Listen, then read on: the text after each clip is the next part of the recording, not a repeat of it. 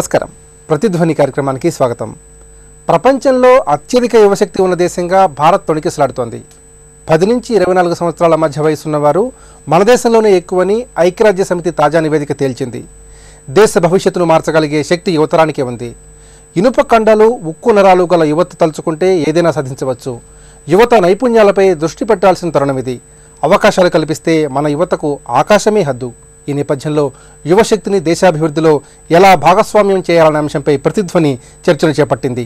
ఈ చర్చలో పాల్గొంటున్న ప్రముఖులు యామిని గారు, యువ పారిశ్రామికవేత్త; గోగినేని బాబు గారు, మానవవాది, సామాజిక అంశాల విశ్లేషకులు; కేసీ యశ్వంత్ గారు, సామాజిక అంశాల విశ్లేషకులు; దోసపాటి రామ్ గారు, గ్రేటర్ హైదరాబాద్ లోక్సత్తా పార్టీ అధ్యక్షులు. భారత యువశక్తిపై ఇప్పుడు కథనం.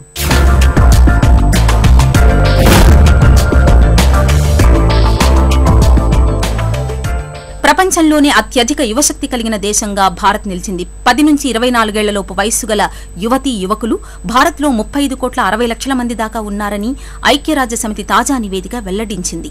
26 కోట్ల 90 లక్షల మంది యువజనులతో చైనా 2వ స్థానంలో ఉంది. ఆ తరువాత Indonesia, America, Pakistan, Nigeria, Brazil, Bangladesh వరుస స్థానాలు ఆక్రమించాయి. మొత్తం భూమి మీద యువజనాభా 180 కోట్లు.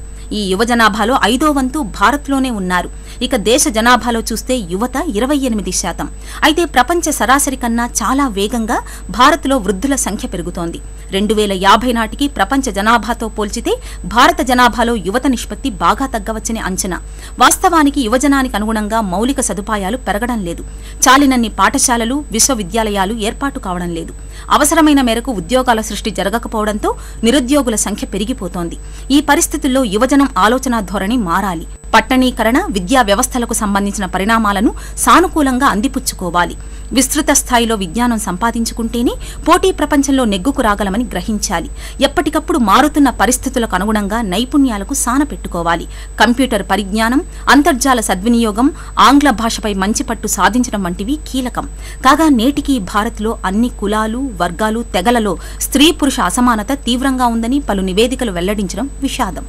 బాబు గారు, ప్రపంచంలోనే అత్యధిక యువశక్తి ఉన్న దేశం మనది. మరి మన యువతరం బలాల్ని, బలహీనతల్ని ఏ విధంగా విశ్లేషించుకోవాలి? ఓవరాల్ కాంటెక్స్ట్లో చూసుకుంటే మానవ జాతి ఎంత అభివృద్ధి చెందిందో, ఎంత సక్సెస్ఫుల్గా ఉన్నామో ఇవాళ అనటానికి ఈరోజు మనకు అందుతున్న స్టాటిస్టిక్స్ అన్నీ తార్కాణం. ఎందుకంటే 70,000 ఏళ్ల క్రితం ఆఫ్రికాను వదిలి 10,000 మంది బయలుదేరారు. ఆ 10,000 మందే ఇవాళ 700 కోట్లమయ్యాం మనం. మానవ జాతి ఇంత బాగా అభివృద్ధి చెందిందన్నది మనం వెల్కమ్ చేయాల్సిన విషయం. వాటిల్లో ఇంతమంది యువత ఉన్నారు అన్నది కూడా ఒక చాలా ఇంట్రెస్టింగ్ ఛాలెంజ్ అని మనం అనుకోవాలి. ఐక్యరాజ్య సమితి ఇచ్చిన స్టాటిస్టిక్స్ని కొంచెం జాగ్రత్తగా దగ్గరగా చూస్తే మటుకు ఒక విషయం మనకు తేలుతుంది. ప్రపంచంలో అతి బీద 33 దేశాల్లోనే ఈ యూత్ స్టాటిస్టిక్స్ 10 ఏళ్ల నుండి 24 ఏళ్ల వరకు ఉన్న వాళ్ళు 1/3 ఉన్నారు. ఆ కేటగిరీకే భారతదేశపు స్టాటిస్టిక్స్ కూడా చెందుతాయి. అంటే ఒక ఆపర్చునిటీగా సంతోషంగా ఉంటూనే, అట్లా ఆలోచిస్తూనే ఒక్కసారి ఉలిక్కిపడి చూడాలి. ఎందుకంటే అతి బీద దేశాల్లో ఏ స్టాటిస్టిక్స్ అయితే ఉన్నాయో మనకు కూడా అవే ఉన్నాయి. దీనికి కారణాలు ఏమిటి అనంటే, చైనా బిగ్గెస్ట్ పాపులేషన్ ఉన్న దేశం. అక్కడ లేని యువత ఇక్కడ ఎందుకు ఉన్నారు అనంటే, ఇక్కడ ఫ్యామిలీ ప్లానింగ్ ఫెయిల్ అయింది కాబట్టి. ఇది మనం గుర్తుంచుకోకపోతే ఇదంతా చాలా బలం అని అనుకుంటాము. ఆ బలం పైన వాపు కూడా చాలా ఉంది. ఎందుకంటే ఈ యువతకి స్కిల్స్ లేవు. ఇంకొక స్టాటిస్టిక్స్ 2 రోజుల క్రితమే వచ్చిందండి. ప్రపంచంలో అత్యధిక జనాభా బానిసలు ఎక్కడున్నారు అనంటే భారతదేశంలో ఉన్నారు అని. ఎవరు బానిసలుగా ఉంటారండి? పనిచేసే వయసు ఉన్న వాళ్ళే ఉంటారు. ప్రపంచంలో అత్యధిక జనాభా బాలకార్మికులు ఎక్కడున్నారంటే మన దేశంలోనేనండి. ఇప్పుడు ఇవన్నీ కలిపి మనం చూసుకుంటే ప్రపంచంలో అత్యధిక జనాభా యూత్ ఉన్నది మన దేశంలో అయితే దాంట్లో బానిసలు ఉన్నారు, దాంట్లో బాలకార్మికులు ఉన్నారు. స్కూళ్లకు వెళ్ళి 4 సంవత్సరాల పాటే చదువుకుని మినిమం ఎడ్యుకేషనల్ అటైన్మెంట్స్ లేకుండా బయటకు వచ్చేవాళ్ళు ఉన్నారు. ఇప్పుడు భయం వేస్తుందండి. ఎందుకంటే 35 కోట్ల మంది ఈ పరిస్థితుల్లో ఉన్న వాళ్ళు మెజారిటీ ఉంటారు ఈ 35 కోట్ల మందిలో. వీళ్ళందరూ కూడా 10 నుండి 24 ఏళ్ళ వయసులో ఉన్నారు అని అంటే రీప్రొడక్టివ్ ఏజ్కి దగ్గరలో ఉన్న వాళ్ళే చాలామంది. వీళ్ళకి ఎవరికి కూడా సెక్స్ ఎడ్యుకేషన్ అన్నది లేదు. స్కూల్లో చెప్పడానికి వీల్లేదంటున్నారు, ఎక్కడా మాట్లాడటానికి వీల్లేదంటున్నారు. పుడుతున్న మన జాతి వారు, మనం ఆహ్వానించదగ్గ ఈ పసివారందరూ కూడా బ్యూటిఫుల్ ఆపర్చునిటీస్తో సమాజంలో ముందుకు ఎలా వెళ్ళగలుగుతారు, వాళ్ళకి ఎటువంటి ఎడ్యుకేషనల్ సిస్టమ్ ఉండాలి అని ఒకసారి మనం అటు ఇటు చూసుకుంటే ఫిక్కీ కానీ నాస్కామ్ కానీ వాళ్ళిద్దరూ బెంబేలు ఎత్తిపోతున్నారు. మన స్కూల్ సిస్టంలో 3% అండి, 3% మట్టుకే వొకేషనల్ ఎడ్యుకేషన్ ఉందండి. అంటే ఒక వృత్తి చేయటానికి కావాల్సిన నైపుణ్యాలు ఏవైతే ఉన్నాయో మన ఇంతమంది జనాభాలో 3% వరకే అటువంటి నైపుణ్యాలకి ఎక్స్పోజ్ అవుతున్నారు. మళ్ళీ అది బాగా నేర్పిస్తున్నారా లేదా అన్నది ఇంకొక విషయం, అక్కడ మళ్ళీ మనం భయపడాల్సిందే. మన క్వాలిటీ ఆఫ్ ఎడ్యుకేషన్ కానీ మన commitment to prepare children for future కానీ ఆల్మోస్ట్ యాబ్సెంట్ అండి. ఇవాళ భారతదేశంలో ఇన్ని విదేశీ పెట్టుబడులు కావాలని అడుగుతున్నాం చూడండి, అదేదో భారతదేశాన్ని ఎవరికో అమ్మేయటానికి కాదు. ఆ పెట్టుబడి లేకపోతే, పరిశ్రమ డెవలప్ కాకపోతే, ఇండస్ట్రీ అబ్జార్బ్ చేసుకోకపోతే సమాజం అంతా కకావికలం అయిపోతుంది. ఈ న్యూ ఆపర్చునిటీస్ డెవలప్ కావాలి అని అంటే మనకి ఇన్వెస్ట్మెంట్ కావాలి. వొకేషనల్ ఎడ్యుకేషన్ ఏదైతే ఉందో దాన్ని మెయిన్ స్ట్రీమ్ చేయాలి. యామిని గారు, 35 కోట్ల మంది యువశక్తితో మన దేశం తొణికిసలాడుతోంది. దేశాభివృద్ధిలో యువశక్తి పాత్రని మనం ఏ విధంగా విశ్లేషించుకోవాలి? ఒకటి మూలాల్లోకి వెళ్ళి చూస్తే కనుక నాకు అనిపించేది ఏంటంటే, ఇప్పుడు మీరు వేరే ఏ దేశమైనా చూడండి, వాళ్ళు చదువుకున్నప్పుడు R&D, సపోజ్ ఎగ్జాంపుల్ నేను చైనా ఎందుకంటే they are very strong in their own systems. అంటే R&Dలో కానీ ఇప్పుడు ఏదైతే ఉందో ఎలక్ట్రానిక్స్ కానివ్వండి, మీరు ఫార్మా తీసుకుంటే కనుక మన కెమిస్ట్రీ అంటే మన సబ్జెక్ట్ కంటే వాళ్ళు చాలా ఎక్కువగా ఉంటుంది అనమాట. వాళ్ళది ఎందుకు అడ్వాన్స్గా ఉంటున్నారు వాళ్ళు పిల్లలు R&Dలో రీసెర్చ్. ఇప్పుడు ఎన్ని పరిశ్రమ రావాలంటే దానికి ముందు రీసెర్చ్ అనేది డెవలప్ అవ్వాలి. ఆ దేశాలు రీసెర్చ్కి పెట్టుబడిని ఎక్కువ అంటే ఇవ్వడమే కాకుండా దాన్ని సపోర్ట్ కూడా చేస్తాయి. మన దగ్గర ఒక్కొక్క స్టేట్కి ఒక్కొక్క లాంగ్వేజ్ ఉంది. మోర్ ఓవర్ చూసుకుంటే కనుక అసలు లోకల్ లాంగ్వేజ్లు ఇప్పుడు మనం అందరం కూడా చూసుకుంటే 10th వరకు ఇంటర్ వరకు తెలుగు మీడియంలో అంటే ఆ లోకల్ లాంగ్వేజ్ చదువుకొని సడన్గా ఇంటర్ వరకు వెళ్ళిపోయేటప్పటికి ఆ ఇంగ్లీష్లో అంటే ఈ గ్లోబలైజేషన్ తట్టుకోవడానికి అని చెప్పి ఇంగ్లీష్లో కనుక వెళ్ళిపోయి వాళ్ళు ఆ మ్యాప్ చేసుకోలేకపోయి అంటే అందుకోలేక ఆ కాన్సెప్ట్స్ని, ఎందుకంటే ఆ వయసులో కౌమార దశలోనే వాళ్ళకి అర్థం అవ్వాలి, అంటే కరెక్ట్గా అర్థమైతేనే వాళ్ళు రీసెర్చ్ పైన ఎక్కువ కాన్సన్ట్రేట్ చేయగలరు. ఆ పార్ట్ అనేది మిస్ అవుతుంది, ఆ లింక్ అనేది. ఈ లాంగ్వేజ్ బ్యారియర్ వల్ల వాళ్ళకి అర్థం కాకుండా ఏదో బైహార్డ్ అయిపోయి ఇప్పుడు వచ్చిన కార్పొరేట్ స్కూల్స్ అనుకోండి, కాలేజెస్ అనుకోండి, బైహార్డ్ సిస్టమ్ తీసుకొచ్చేసి పేరెంట్స్ కూడా అంటే ఒక పర్టికులర్ స్ట్రీమ్లోకి వెళ్ళిపోయి వాళ్ళకి రీసెర్చ్ వైపు కానీ అంటే సార్ అన్నట్టుగా వొకేషనల్ అంటే వాళ్ళకి యాక్టివిటీస్ పైన కూడా ఇంట్రెస్ట్ లేకుండా అయిపోయింది. సో గవర్నమెంట్ కానీ ఇప్పుడు మనకు అంటే అక్కడి నుంచి స్టార్ట్ అవ్వాలి. మన మోడీ గారు కూడా అనౌన్స్ చేశారు, హిందీని compulsory it's an mandate language కూడా 3rd లాంగ్వేజ్ కింద పెట్టాలన్నట్టుగా. That is a welcoming point. Actual చెప్పాలంటే ఏదో ఒక యూనిక్ లాంగ్వేజ్ మనకి ఉండాలి. గ్లోబలైజేషన్ మనం ఎదుర్కొంటేనే లోకలైజేషన్ మర్చిపోకూడదు. ఇప్పుడు మళ్ళీ లోకలైజేషన్ వైపు తిరిగాం మనం. సో ఏంటంటే యూత్ ఎలా అందిపుచ్చుకోవాలంటే కోర్ వాల్యూస్ ఎక్కడైతే ఉంటాయి స్కూల్ దశ నుంచి కూడా ఎడ్యుకేషన్, ఇంతకుముందు కూడా మనం చాలాసార్లు మాట్లాడుకున్నాము, ఆ ఎడ్యుకేషన్ని వాళ్ళు గ్రౌండ్ లెవెల్ నుంచి కాన్సెప్ట్స్ని అర్థం చేసుకోవాలి, బై హార్ట్ చేయడం కాదు, అర్థం చేసుకుంటూ ప్రాక్టికల్ ఉపయోగానికి ఇండస్ట్రీకి లేదంటే సమాజానికి పనికొచ్చే విధంగా మ్యాపప్ చేసుకుంటే కనుక తప్పకుండా 35 కోట్ల మంది కూడా బలహీనత ఏదైతే మనం అనుకుంటున్నామో బలంగా తయారవుతారు వాళ్ళు. యశ్వంత్ గారు, యువతరం అంటే ఆవిష్కర్తలు, సృష్టికర్తలు, భవిష్యత్ నిర్ణేతలు, రాబోయే తరానికి దూతలు అని చెప్పి ఐక్యరాజ్య సమితి స్పష్టంగా తన నివేదికలో పేర్కొంది. మరి ఈ పరిస్థితుల్లో మన దేశం యువతరం ఎదుర్కొంటున్నటువంటి సవాళ్ళు ఏమిటి, వాటిని ఏ విధంగా అధిగమించాలి? ఐక్యరాజ్య సమితి నివేదిక ప్రకారం 36 కోట్ల మంది భారతదేశంలో యువత ఉన్నారని చెప్పారు. అయితే ఇది మనకు గొప్ప వరం లాంటిది, ఇంత పెద్ద యూత్ ఉంటాం మనకి. సైమల్టేనియస్లీ వృద్ధాప్య ఏజ్ కూడా పెరుగుతుంది, అది కూడా ఈ ఆధిపత్యం ఎక్కువ కాలం కొనసాగే పరిస్థితి లేదు. వృద్ధులు కూడా పెరిగిపోతున్నారు. బై 2050కో అప్పుడు కూడా మనం తగ్గిపోయే పరిస్థితి వస్తుంది. సో యువత ఎదుర్కొంటున్న ప్రధానమైన సమస్యలు ఒకటి, చిన్నపిల్లలు అంటే 10వ సంవత్సరం నుంచి 24వ సంవత్సరం వరకు పోషకాహార లోపం వల్ల అనేక రకమైన వ్యాధులు వస్తున్నాయి. ఆ తర్వాత జెండర్ డిస్క్రిమినేషన్ ఉంది, బాల్య వివాహాలు ఉన్నాయి, సార్ చెప్పినట్టు బాల కార్మికులు ఉన్నారు. సరే, ఎటువంటి సమస్యలు ఎదుర్కొంటున్నారు, దీని తరుణోపాయాలు చర్చకు వస్తే ప్రభుత్వం కూడా పెద్ద ఎత్తున ప్రోధి చేయడానికి సమాయత్తం అవుతుంది. ఎందుకంటే ఎన్డీఏ ప్రభుత్వంలో మోడీ గారు చేపట్టినటువంటి స్కిల్ ఇండియా ప్రోగ్రామ్ అనేది ప్రధానంగా యువత మీద కాన్సన్ట్రేట్ చేయమంది. వాటిలో ఈ ఎంప్లాయ్మెంట్ ఎక్స్చేంజ్ని కెరీర్ సెంటర్గా మార్చడం అనుకోండి, ఆ తర్వాత మైక్రో స్మాల్ మీడియం ఎంటర్ప్రెన్యూర్స్కి ఒక 10,000 కోట్లు అలాట్ చేసి దాంట్లో ఉన్న బాటిల్ నెక్స్ అన్ని తొలగించి యువతకి ఎంటర్ప్రెన్యూర్ స్కిల్స్ డెవలప్ చేయటము, ఎంటర్ప్రైజ్ వైపు దిశగా మళ్లించే ప్రయత్నాలు జరుగుతున్నాయి. అవే కాకుండా ఊర్లలో అంటే చిన్న విలేజెస్లో, చిన్న చిన్న టౌన్స్లో కూడా ఒక సింపుల్ టెక్నాలజీస్, చిన్న చిన్న నాలెడ్జ్తో కొత్త ఉపకరణాలు కనుక్కుంటారు. వాటిని కూడా ప్రమోట్ చేయడానికి ఒక 200 కోట్లతో idea incubation and acceleration centres వస్తున్నాయి. వీటితో పాటు కొత్త యూనివర్సిటీస్ రాబోతున్నాయి, ఒక 5 IITs, 5 IIMs. ఇవన్నీ కూడా ప్రభుత్వం పెద్ద ఎత్తున చర్యలు చేపడుతుంది యూత్ని ఎంకరేజ్ చేయడానికి. అయితే సమాజంలో ఇప్పుడు పావర్టీ ఉంది, తర్వాత అన్ఎంప్లాయ్మెంట్, తర్వాత కరప్షన్, వీటన్నిటిని ఎదుర్కొని యూత్ తప్పనిసరిగా ఈ ప్రభుత్వం ఇచ్చే అవకాశాలను ఇవన్నీ తీసుకొని ఇంటర్నేషనల్ స్టాండర్డ్స్లోకి, అంటే చదువులో అంటే మంచి చదువులు, మంచి ఉపాధి అవకాశాలు పొందుతారు అనుకుందాం. మన దగ్గర ఉన్న యూనివర్సిటీస్ మంచి క్వాలిటీ ఎడ్యుకేషన్ ఇవ్వటం లేదు.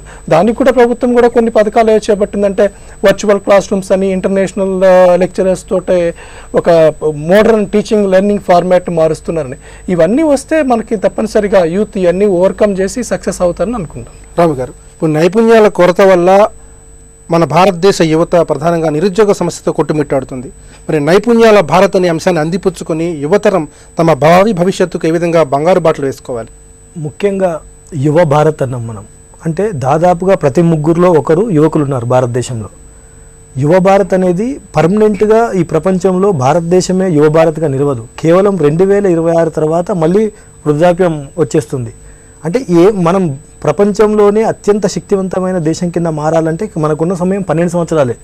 ఏం చేసినా మరి గత పాలకుల వైఫల్యం, గత ప్రభుత్వాలు సరిగా చేయలేదని చెప్పి తిట్టిపోస్తూ కాలం వెళ్ళదిద్దామా, లేదా మన చేతిలో ఉన్న బంగారు భవిష్యత్తు ఉన్న ఇంత యువతరానికి స్కిల్ డెవలప్మెంట్కు మీరు మాటల్లోనేమో కోటలు దాటుతున్నాయి, చేతులకు వచ్చేటప్పటికి బడ్జెట్లో నిధులు చూస్తే కనీసం అసెంబ్లీ దాటట్లేదు. స్కిల్ డెవలప్మెంట్కు కొన్ని వేల కోట్ల రూపాయలను ఇవ్వడమే కాకుండా కోట్ల మంది ఈరోజు రోడ్డు మీద, దాదాపుగా 2 కోట్ల మంది రోడ్డు మీద ఉద్యోగం కోసం వస్తే 2004 నుంచి 2008 వరకు మధ్యలో భారతదేశంలో కేవలం 10 నుంచి 15 లక్షల ఉద్యోగాలు ఇవ్వగలిగినాం.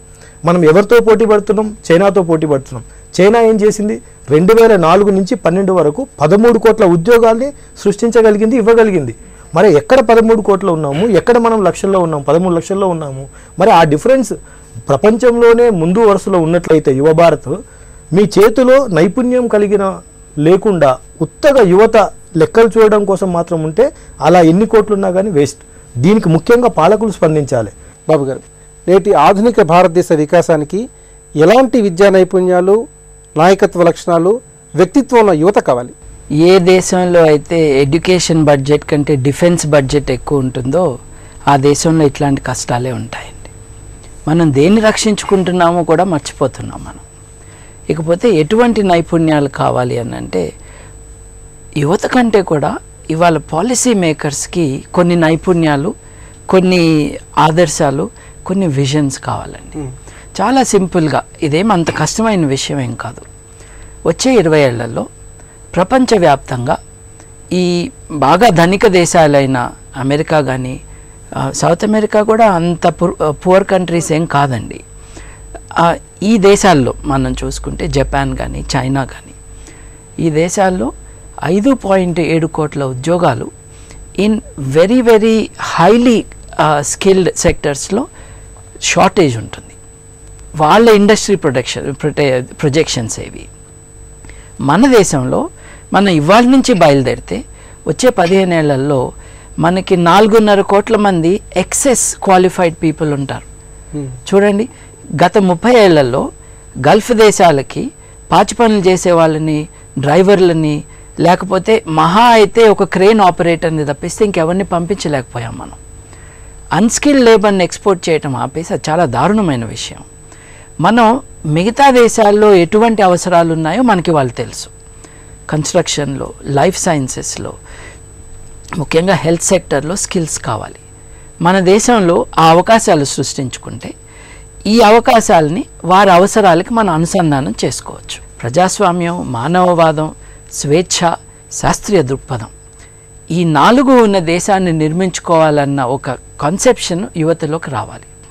దానికి స్కూల్ ఎడ్యుకేషన్ దగ్గర నుండే మనం ప్రాపర్ ప్రణాళిక వేసుకుని, ఇవాళ లేదండి అది, అటు దృష్టి కూడా పెట్టట్లేదండి. అందుకే నేను అంటున్నాను, యువత కంటే కూడా రాజకీయ నాయకులకి, పాలసీ మేకర్స్కి, ఎడ్యుకేషనలిస్ట్కి, వాళ్ళకి ఈ విషయంలో స్పృహ ఉండాలండి. ఆధునిక విలువలు, ఆధునిక నైపుణ్యాలు, ప్రపంచ దేశాల అవసరాలకి, ప్రపంచ దేశాల్లో జరుగుతున్న మార్పులకి మనం అలైన్ అయిన రోజున ఈ యువత అంతా కూడా భారతదేశానికి ఒక గ్రేట్ అసెట్ అవుతుందండి. ఈ యువత అంతా కూడా ఒక కొత్త భారతదేశ సమాజం, స్వేచ్ఛ ఉన్న సమాజాన్ని నిర్మించుకోవాలన్నది మటుకు మనం మర్చిపోకూడదు.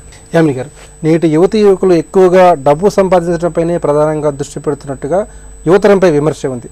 మరి సామాజిక బాధ్యత నేపథ్యంగా యువతరానికి ఎలాంటి ఆశలు, ఆశయాలు ఉండాలంటారు? ఆశలు, ఆశయాలు, సామాజిక స్పృహ అనే దాని గురించి పక్కన పెడితే మీరు అన్నట్టుగా వాళ్ళకి సొంతంగా ఆశలు, ఆశయాలు ఎక్కువ అయిపోయాయి. అంటే విలాసవంతమైన జీవితం కానీ, ఎందుకు ఆ డబ్బు, మీరు అన్నట్టుగా యువతకి డబ్బు పైన ఎందుకు పడిందంటే, ఒకటి వెస్టర్నైజేషన్, అంటే పాశ్చాత్య సంస్కృతి అన్నట్టుగా మామూలుగా. ఇప్పుడు ఇంతకుముందు అన్నట్టుగా గ్లోబలైజేషన్, అంటే ఇప్పుడు మన ఎడ్యుకేషన్ సిస్టమ్ అనుకో, అంటే ఒక హై లెవెల్ అబౌట్ డిగ్రీ తర్వాత కానీ ఇప్పుడు ఆన్లైన్ సిస్టమ్, ఎడ్యుకేషన్ సిస్టమ్ వల్ల, లేదంటే వర్చువల్ క్లాసెస్ వల్ల అనుకోండి, ఇటు అటు రాకపోకలు, వీసాలు, చదువులు ఇదివరకుతో పోల్చుకుంటే ఇప్పుడు ఎక్కువ అయిపోయినాయి. ఉద్యోగపరంగా కూడా ఇక్కడ వాళ్ళు అటు వెళ్ళడం, అటు వాళ్ళు ఇటు రావడం, ఆ సంస్కృతి కూడా మొత్తం మిక్స్చర్ అయిపోతుంది. సో అయిపోయినప్పుడు ఆబ్వియస్లీ ఏమంటే ఇక్కడ వాళ్ళకి ఇదివరకు మన భారతదేశం, మన రాష్ట్రం కాకుండా భారతదేశం చూసుకుంటే కనుక కొన్ని సాంప్రదాయాలకు కానీ, కొన్ని కట్టుబాట్లు, ఒక రకమైన జీవన సంస్కృతికి అలవాటు పడిన వాళ్ళు సడన్గా అక్కడికి వెళ్ళగానే రెక్కలు వచ్చిన పక్షుల్లాగంటే వాటి వైపు మొగ్గు చూపడం అనేది. సో అలాంటి విలాసవంతమైన జీవితం గడపాలి అంటే కనుక ఆ ధోరణికి అలవాటు పడడానికి డబ్బు కావాలి, స్పెండ్ చేసే ఇది కావాలి.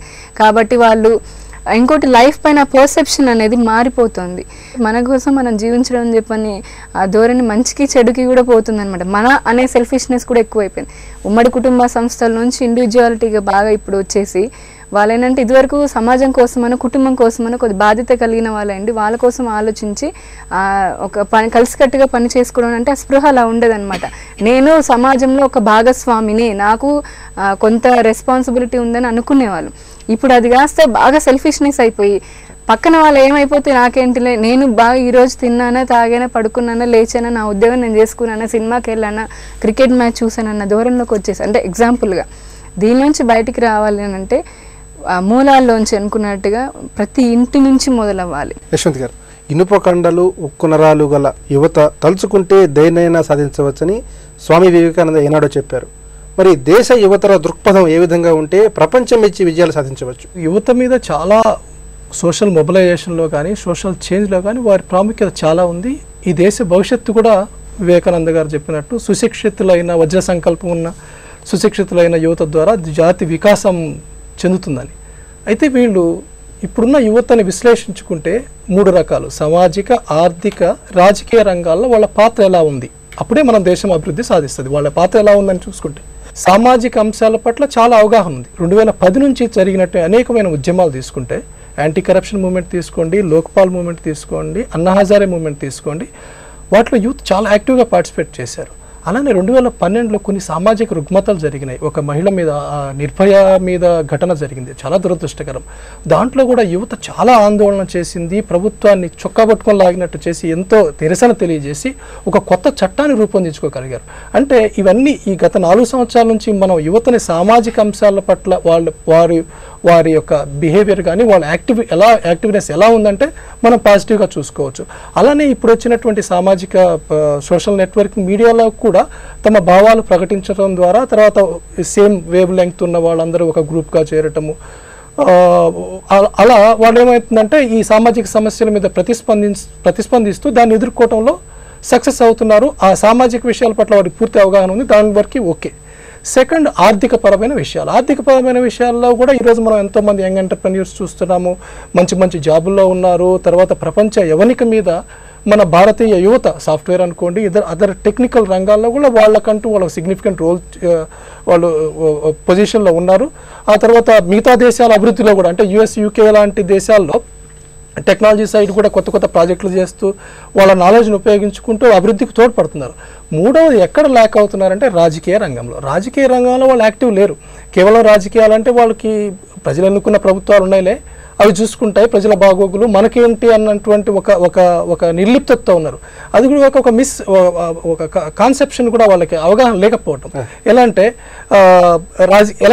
కేవలం రాజకీయాలంటే ఎలక్షన్లు మాత్రమే, దాంట్లో కొంతమంది డబ్బు పంచుతారు, మద్యం పంచుతారు, అయిపోయింది ఎలక్షన్లు. అలా కాదు, రాజకీయాలంటే ఒక సంపదను సృష్టించేవి, ఒక సామాన్య మానవుని యొక్క జీవితాన్ని నిర్దేశించేవి, వాని ఆ ప్రభుత్వ విధానాలు ఏ వర్గ ప్రజలకు అందుతాయి, ఇటువంటి అవగాహన కావాలి. ఇటువంటి అవగాహన ఉన్నప్పుడు రాజకీయాల్లో యువత ఎక్కువగా రావాల్సిన అవసరం ఉంది. వాళ్ళందరూ వచ్చినప్పుడు ఈ రాజకీయాలు పూర్తిగా ఒక కొత్తదనంతో నిండుతాయి. అప్పుడే ఈ యువత ప్రధానంగా మన దేశానికి పూర్తిగా అంటే సామాజికంగా, ఆర్థికంగా, రాజకీయంగా వారి పాత్ర పరిపుష్టం అవుతుంది. వారు నిజంగా దేశాభివృద్ధిలో పాల్గొనే వాళ్ళు అవుతారు. రాము గారు, ఇప్పుడు దేశంలో పొంగి పొరలుతున్న యువశక్తిని దేశాభివృద్ధిలో భాగస్వామ్యం చేయాలంటే ప్రభుత్వాల పరంగా ఎలాంటి కీలకమైన క్రియాశీలక పాత్ర అవసరం అంటారు? ప్రభుత్వం అంటే ప్రజలు అంటే ఇప్పుడు ఇందాక యశ్వంత్ గారు చెప్పినట్టుగా 2010 నుంచి యువత ఆలోచన విధానంలో ఒక గొప్ప మార్పును చూస్తున్నాం. కొన్ని ఉద్యమాలు కూడా వారు చెప్పారు. అది ఒక పాల పొంగులా ఉండకూడదు. అంటే ఒక ఉద్యమం, ఒక ఇన్సిడెంట్ జరిగింది, దానికి ఇమీడియట్గా మేము రోడ్డు మీదకి వెళ్ళిపోతాము, చేస్తాము, ఆ తర్వాత మళ్ళీ కామ్గా మా పనుల్లో మేము బిజీ అవుతాము, తీరా ఎన్నికలు వచ్చేటప్పటికి మళ్ళీ యాజ్ యూజువల్ అవే సాంప్రదాయ రాజకీయాలకు మేము అంటే అవి రాజకీయాల్లో మీరు ఎప్పుడైతే యాక్టివ్గా వచ్చి ఇప్పుడు సిస్టమ్ చేంజ్ చేయాలి అని అంటే పాలసీ మారాల్సిన ప్లేస్లో మీరు రాంగ్ పర్సన్లను పెట్టి బయట నువ్వు ఎన్ని ఉద్యమాలు చేసినా ఏం లాభం? ఇప్పుడు యువత రాజకీయాల్లోకి రావాలంటున్నాం, వస్తే యువత బాధ్యత తెలుస్తుంది, వాళ్ళ బాధలు తెలుస్తాయి, మనం కొత్త పాలసీలు వస్తాయని అంటున్నాం. మరి ఇప్పుడు ఉన్న రాజకీయాలు అటువంటి యొక్క పరిస్థితుల్ని కల్పిస్తున్నాయా? ఇప్పుడు ప్రస్తుతం ఉన్న పార్లమెంట్లో కానీ అసెంబ్లీలో కానీ ఎంతమంది యువత వారి తల్లిదండ్రులు రాజకీయాల్లో ఉన్నారని కాకుండా స్వతహాగా వచ్చి ఎంపీలు అయ్యారు? మీరు ఎగ్జాంపుల్స్ చెప్పండి, చాలా తక్కువ ఉంటాయి. మరి అంత పర్సంటేజ్ ఎందుకు లేదు? చట్టాలు చేసే దగ్గర మనం ఎప్పుడైతే లేమో, ఎక్కడ మన బతుకు మారుతుందని అనుకుంటున్నామో అక్కడ మనం లేనంత వరకు కూడా ఇటువంటి రాజకీయాలే కంటిన్యూ అవుతాయి, ఇటువంటి పరిస్థితులే ఉంటాయి. ప్రపంచంలో ఎక్కడా లేనంత యువజన సంపద భారతదేశానికే ఉంది. అవకాశాలు కల్పిస్తే యువతకు ఆకాశమే హద్దు. ఆ దిశగా మోదీ ప్రభుత్వం సిద్ధంగా ఉంది. ఇక నైపుణ్యాలు పెంచుకోవటమే యువత ముందున్న లక్ష్యం. ఇది నేటి ప్రతిధ్వని. నమస్కారం.